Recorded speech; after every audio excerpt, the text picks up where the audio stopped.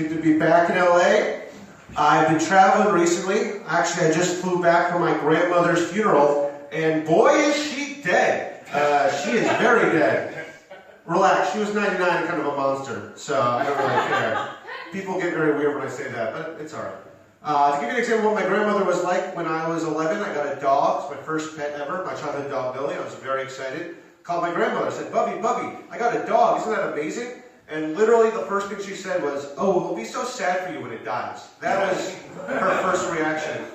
Now that's a shitty thing to say to a child, but in her defense, she was right. It was very sad for me when my childhood dog died.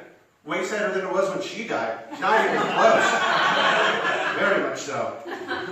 I did call my grandmother Bubby. I am a Jewish person. I don't know if you can tell by my everything. It's okay. I look like this. I've lived in LA 2.5 years and I haven't been in the Judd Apatow movie yet. I don't know what I'm doing wrong.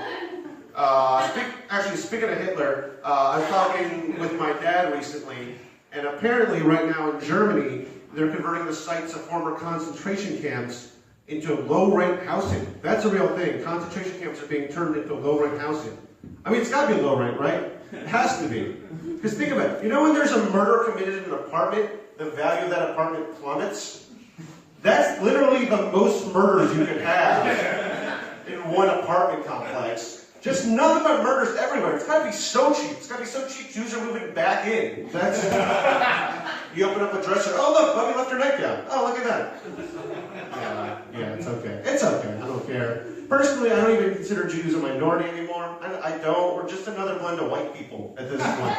We're just another blend of rich, white, entitled white people. That's all it is. Because to be a minority, there has to be institutional oppression and segregation and disenfranchisement that blocks you from the same rights as anyone else solely on the basis of your race, gender, creed, whatever, what have you.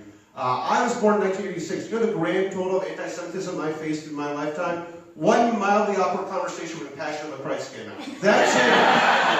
That's the extent of my impression. I can't go to a black friend of mine and be like, oh man, Ferguson, that's rough, man. You know, us minorities, we really got to stick together. Hey, remember that movie that came out 10 years ago that was kind of a big deal? Well, I talked about it with a Catholic friend of mine. He had an opinion on it that I didn't expect, and it made me feel weird for an afternoon.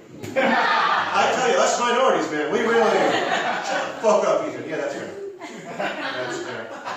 I have been traveling a bit, like I said. Actually, about 1.5 years ago, I was at a gay bar in Bloomington, Indiana, because I make certain life choices. The gay bar in Bloomington, Indiana, by the way, is called The Back Door, which is very subtle name for a gay bar. That's about as subtle as a straight bar being called Straight Bar. Like that. Not fucking subtle at all. I've been to gay bars about like 10, 15 times in my life, usually for a comedy show. Occasionally a straight girl trying to fuck will take me there, but mostly for a comedy show. And I'll say this, as a heterosexual male, I do feel very uncomfortable at gay bars, I'll be honest. I feel very uncomfortable at gay bars. And it's not because I have a problem with gay people, or even that I'm weird about guys hitting on me. It's more just like, I don't want to disappoint another dude. Like, does that make sense? Like, I'm not gay, but I know how men's brains work at bars. Like, you know how many hours of my life I've wasted talking to women at bars who have zero interest in fucking me at all, and I don't figure that out until I'm 2 hours deep into a conversation about a product management job that I could give two shits about? I don't put another guy through that. I think that's very inconsiderate. I throw in that I'm straight at a gay bar as fast as a woman throws in she has a boyfriend at a straight bar. Just immediately, right off the top, just get out of the way. I start wingmanning them. I don't care. I'll look at guys like, hey, look at that 19-year-old over there. Looks like he just got off a bus from Fresno and is confused about what compelled him to come here tonight. Go talk to that kid. Change that kid's life tonight. That's what I turned into. Can we just stop with the homophobia in the world at all? It's at this point in time. It's so fucking stupid that there's still homophobia. It's fucking retarded.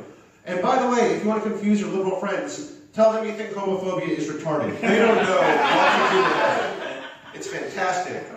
The thing I hate the most is the slippery slope argument. That's the argument that if you let gays get married, the next step is bestiality, incest, bigamy, and stuff like that. And I hate this argument for a few reasons. First off, it's just ignorant horseshit. Second off, this is kind of mean, but the parts of the country that tend to oppose gay marriage already have a lot of bestiality and incest. Guys, I know how many of you have been to certain parts of Alabama, but they've already slipped down that slope. A lot of cousins doing the nasty. That's what it is. And the worst part is, even if that was true, that gay marriage led to bestiality, incest, none of those things are the grossest thing you can think of sexually. The grossest thing you can think of sexually is your parents having sex. And that's legal. I don't think that should be. I think that's an abomination against God, Leviticus, right there. That's awful. Gun to my head, I just choose between a dude fucking a donkey and my dad fucking my mom. I'll take the donkey any day of the week. Are you kidding? I'd rather watch my dad fuck a donkey than watch him fuck my mom. That way it's just like an abstract concept. I don't have to have flashbacks to a family vacation. Rhode Island when I'm 16. And this is a safe space, you guys. Very safe space. I'm going to leave it there, actually. Thank you guys very much.